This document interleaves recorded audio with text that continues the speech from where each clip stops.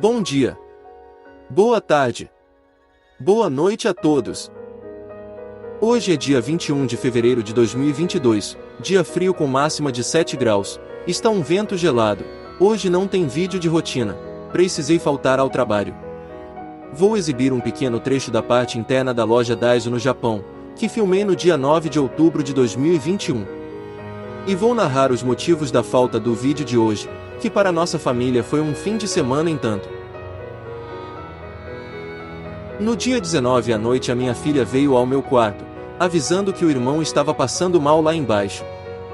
Descemos correndo para ver o que estava acontecendo. Ele estava sentado no sofá, e não parava de tremer. Medimos a temperatura dele, estava com mais de 38 graus. Provavelmente seria a contaminação por corona. Normalmente em emergência como esta no Japão, bastava levar ele no hospital de carro, e seríamos atendidos. Mas no meio desta pandemia, os hospitais não aceitam pacientes com febre repentina. O jeito seria chamar a ambulância, e foi o que fizemos. Telefonamos para a emergência, explicamos a situação, e a ambulância chegou na minha casa em 10 minutos.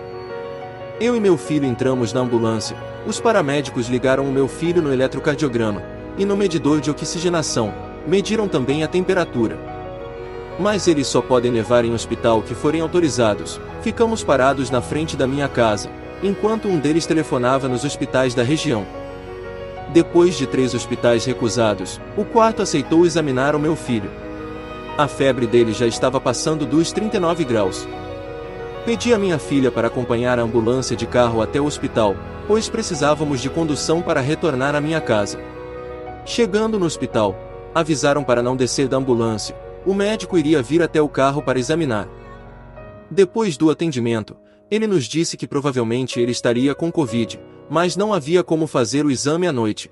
Ele receitaria um remédio para baixar a febre, e como o dia seguinte era domingo, só seria possível fazer o exame na segunda-feira.